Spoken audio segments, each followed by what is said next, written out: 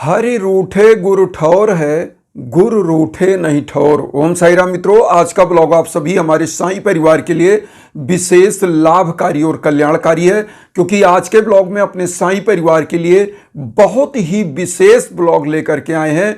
बहुत सारे ऐसे साधक हैं जो यह पूछते हैं कि गुरुदेव साईं बाबा की साधना, आराधना, प्रार्थना हम कैसे शुरू करें, कैसे बाबा का जो है प्रार्थना करें कि उनकी कृपा हमको प्राप्त हो, और इस भवसागर में जो कलयुग का भवसागर है इसको कैसे हम पार कर सकते हैं, जीवन की उन तमाम समस्याओं से कैसे निजात पा सकते हैं।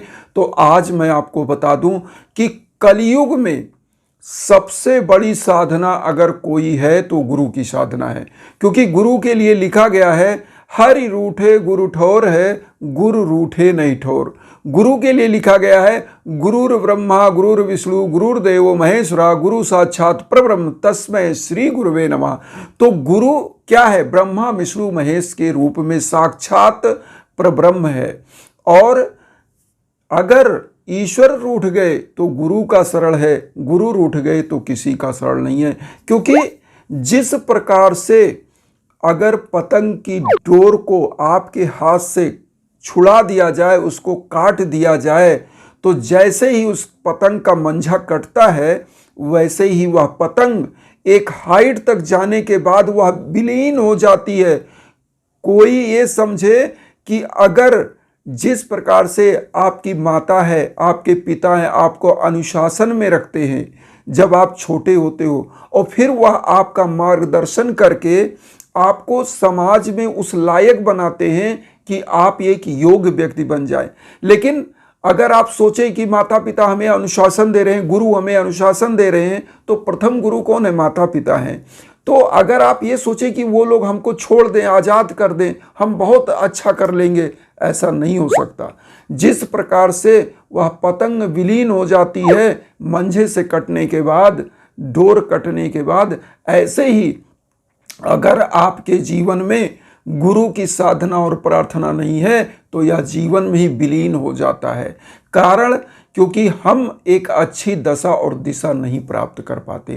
तो आज जो यह उपाय हम लेकर के आए हैं, जो हम ब्लॉग लेकर के आए हैं, इसी से संबंधित लेकर के आए हैं कि साईं की साधना कैसे की जाए। देखिए, बाबा का दो रत्न हमेशा याद रखिएगा, श्रद्धा और सबरी। ये श्रद्धा और सबरी ना हर जगह, प्रत्येक जगह आपके काम करेगा, प्रत्येक जगह।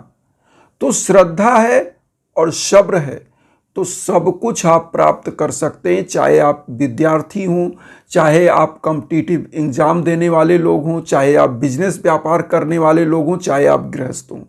ये दो गहना, ये दो रत्न अगर आपने जीवन में धारण कर लिया, सच्ची श्रद्धा और सबरी, तो सब कुछ पा सकते हैं। तो अब यहाँ आता है कि बाबा की साधना कैसे करें। तो सबसे बड़ा चीज़ जो मैंने बताया, श्रद्धा और सबरी। इसके बाद आपको क्या करना है? प्रतिदिन आप बाबा की साधना कैसे करें। देखिए, कहा जाता है ना, सतत प्रयत्नशीलता ही सफलता का आधार है। तो किसी भी चीज़ को सतत मतलब लगातार उसकी आराधना प्रार्थना होनी चाहिए। मैं आपको बता दूं अब यहाँ करना क्या चाहिए। यहाँ पर हम लोग यह जान लेते हैं कि बाबा की पूजा में प्रतिदिन हमको क्या क्या लेना चाहिए। तो सबसे पहले तो आप जान लें कि ब्रह्म मुहूर्त में आप उठने की कोशिश करें, जल्दी उठें सुबह, क्योंकि सुबह प्राणदायिनी शक्ति पृथ्वी पर ज़्यादा होती है। ऐसा मान्यता होता है कि प्रभु का वास होता है। तो ऐसे समय में उठें, दैनिक क्रियाकलाप से निवृत्त होकर के, पवित्र स्नान करके, तन मन दोनों पवित्र करके आप स्वच्छ वस्त्र धारण करें और बाबा को पीले आसन पर स्थापित करें। और वहाँ पर उनको स्थापित करने के बाद आप भी आसन पर बैठेंगे और बाबा की डेली की जो पूजा आप करते हैं, साईं चालीसा, साईं बावनी, 11 वचन, यह सब कर लें। एक दीप जरूर जलाएं और उसके बाद एक धूप बत्ती जलाइए, एक लोटा जल रखिए और भोग लगाइए। जो प्रतिदिन आप भोग लगाते हैं या भोग लगाइए, क्योंकि साईं साधना में बहुत ही इजी पूजा है। कोई ऐसा नहीं है कि कुछ ज़्यादा चीज़ें करनी है। आप इन चीज़ों को, चूंकि देखिए जैसे आपको डेली भोजन की आवश्यकता होती है, ऐसे ही हमको भी अपने भगवान को ऐसी श्रद्धा के साथ भोग लगाइए। एक लोटा जल रखिए, उसके बाद धूप बत्ती, घी का दीप, या गुरुवार को कर रहे हैं तो घी का दीप, अदर डेज में कर रहे हैं तो तिल का तेल का या सरसों के तेल का दीप जला सकते हैं, तो ये जलाइए। उसके बाद उस बाबा को अर्पित करेंगे, अपनी मनोकामना बोलिए, जो भी बोलना है, जो मांगना है, और सच्ची श्रद्धा के साथ बाबा के सम्मुख उनके किसी एक मंत्र का जप स्टार्ट करें। एक मंत्र कोई भी साध लीजिए जीवन में, चाहे ओम साई राम, ओम श्री साई नाथाय नमः, या ओम शिरडी वासाय विद्महे सच्चिदानंदाय धीमहि तन्नो साई प्रचोदयात्। कोई एक मंत्र जो आपको इजी लगे वो मंत्र। और आप मंत्र कैसे करेंगे, चाहे तो आप रुद्राक्ष की माला से करें, चाहे आप जो है तुलसी की माला से करें, किसी भी माला से आप मंत्र कर सकते हैं। अब आप मान लीजिए माला जप कर रहे हैं, जैसा कि मैं स्क्रीन पर दिखा रहा हूं कि कैसे माला जप कर रहे हैं हम, तो ऐसे ही माला आपको जप करना है। आप बैठ जाएंगे, दीप जल रहा है, धूप जल रहा है। ये क्यों होता है? क्योंकि वातावरण को पवित्र करने के लिए, वहाँ के समस्त नकारात्मक ऊर्जाओं को दूर करने के लिए दीप और धूप ये सब जला करके ही बैठना चाहिए। और चूंकि हमारे किसी भी जो देवता का आवाहन करते हैं उनको भोग लगाना चाहिए, और वहाँ एक लोटा जल रखना चाहिए। पूजा कक्ष में हमेशा एक लोटा जल रखिए और भोग लगाइए। अब उसके बाद आप वहाँ पर बाबा का ऐसा ध्यान करेंगे और माला जप करते रहेंगे। कैसे?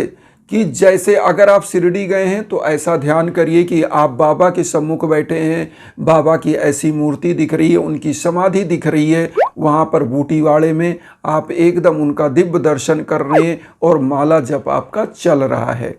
तो होता क्या है, आप फील करेंगे कि एक आप ऐसे गहरे उसमें ध्यान में चले जाते हैं जहां पर आपके मन में जो अशांति है वह दूर होने लगती है। क्योंकि मन में आवेग संवेग ऐसे उठते रहते हैं, सकारात्मक नकारात्मक ऊर्जाएं आती जाती रहती हैं। तो उनको आपको क्या करना है, समस्त चीज़ों को भूल करके अपने एक ऐसी शक्ति से, बाबा की ऐसी शक्ति से एकाकार करना है कि आपके जीवन की समस्त निगेटिव एनर्जी को शक करके बाबा दूर कर दें और आपके जीवन में पॉजिटिव एनर्जी अपने आप, वह फ्रेग्रेंस आता रहेगा, वह ऊर्जा आती रहेगी। तो यहाँ पर मेरे कहने का मकसद ये है कि बाबा के किसी एक नाम का जप, क्योंकि लिखा गया है कलयुग का है नाम आधारा, सुमिर सुमिर नर उतरई पारा। कलयुग में केवल नाम ही एक ऐसा आधार है जिसको आप जप करके अपने इस जीवन को जो है सार्थक बना सकते हैं। और बाबा एक ऐसे इस कलयुग के सद्गुरु हैं जो समर्थवान हैं आपकी सभी मनोकामना पूर्ण करने में। क्यों? क्योंकि बाबा के 11 वचन में भी लिखा है कि जो शिरडी में आएगा आपत दूर भगाएगा, चढ़े समाधि की सीढ़ी पर, पैर तले दुख की पीढ़ी पर, त्याग शरीर चला जाऊंगा, भक्त हेतु दौड़ा आऊंगा, मन में रखना दृढ़ विश्वास, करे समाधि पूरी आस, मुझे सदा जीवित ही जानो, अनुभव करो सत्य पहचानो, मेरी सरल आ खाली जाए हो तो कोई मुझे बताए, जैसा भाव रहा जिस जन का वैसा रूप हुआ मेरे मन का, भार तुम्हारा मुझ पर होगा, वचन न मेरा झूठा होगा, असहायता लो भरपूर, जो मांगा वह नहीं है दूर, मुझ में लीन वचन मन काया, उसका ऋण ना कभी चुकाया, धन्य धन्य वह भक्त अनन्य, मेरी शरण तज लेनन। तो यहाँ पर आप समझिए, जैसा भाव रख करके बाबा से जो मांगोगे वह मिलेगा, लेकिन आपकी सच्ची श्रद्धा होनी चाहिए। और यहाँ पर मैं एक चीज़ और बताऊं, जब आप इस यहाँ तक पहुँच जाएंगे साधना में, एक माला जप और प्रतिदिन, और उसके बाद जब आपके जीवन में कोई कठिनाई आती है, दिक्कत आती है, तो आपको साईं सच्चरित्र का भी सप्ताहपारायण पाठ, जो बाबा की लीला है, उसको भी करना चाहिए। क्योंकि जब आप किसी ऐसे सदपुरुष की, ऐसे सदगुरु की लीलाओं का गान करते हैं तो आपके समस्त संकट दूर भाग जाते हैं। हमारे भारतवर्ष में सबसे बड़ी महानता क्या है? ऐसे ऐसे ऋषि, ऐसे ऐसे संत हुए जिन्होंने इस भारतवर्ष को महान बनाया। हमारा भारतवर्ष अपने आप में अद्भुत है, क्योंकि यहाँ पर आध्यात्म की ऐसी ऊर्जा है जिसको खोजने के लिए अलग अलग देशों से लोग, अलग अलग धर्मावलंबी आते हैं। तो यह देश ऋषि मुनियों संतों का देश है। तो हम लोग तो भारतवर्ष में ही हैं, सौभाग्यशाली हैं कि बाबा की धरती पर हैं। तो बाबा का क्यों ना हम लोग लाभ लिया जाए, उनका नाम स्मरण करके, उनके पूजा पाठ करके। और यहाँ पर एक चीज़ और आप लोगों से कहेंगे कि जब भी बाबा की पूजा करिए तो बाबा की पूजा तभी सार्थक होती है जब गरीबों दीन दुखियों के लिए भी आप अपनी कमाई का कुछ अंश भोजन दान, वस्त्र दान, फल दान ऐसा करें। या कोई बच्चा है जो पढ़ाई में जो है लगा हुआ है, आर्थिक स्थिति कमज़ोर है, कुछ मदद कर दीजिए, अपने बच्चों के द्वारा मदद करा दीजिए। तो उससे उनके भी विद्या अध्ययन में सुगमता होती है, क्योंकि उनका भी गुरु मजबूत होता है। और जब आप ऐसा करते हैं तो आपके अंदर दया आता है, और जहाँ दया वहाँ भगवान होते ही होते हैं। दया जहाँ नहीं है वहाँ समझ लीजिए नकारात्मक ऊर्जाएं भरी होती हैं। तो इसलिए आप ये उपाय करिए। और यहाँ पर एक चीज़ और कहेंगे, जब जीवन में भीषणतम बाधाएं चल रही हों, आपको एकदम से कहीं सफलता ना मिल पा रही हो, संतान प्राप्ति में दिक्कत हो, तो ऐसे समयों में यज्ञ आजन हवन पूजन भी कराना चाहिए। और इसीलिए हम इंस्टाग्राम का लिंक देते हैं कि आपके नाम गोत्र पर संकल्प होकर के यज्ञ आजन हवन होता है, मंत्र जप होकर के होता है, तो निश्चित रूप से आपका कल्याण होता है। तो आप हमारे इंस्टाग्राम पर भी जा सकते हैं, pathak.abhay015, ये हमारी इंस्टाग्राम आईडी है। इसको हम वीडियो के बीच बीच में देते हैं लिंक, उस पर आप आ सकते हैं और उस पर मैसेज कर सकते हैं, बात कर सकते हैं, कुछ समझना चाहते हैं तो समझ सकते हैं। इन्हीं भावनाओं के साथ आप लोगों से कहेंगे कि वसुधैव कुटुंबकम की जो भावना हम लेकर चल रहे हैं, उसमें आप सभी लोग चैनल को सब्सक्राइब करके हमें भी अपना आशीर्वाद दीजिए। और उन साईं भक्तों तक वीडियो को जरूर शेयर करिए जो किन्हीं कारणों से कष्ट में, दुख में। इसी भावना के साथ ओम साई राम।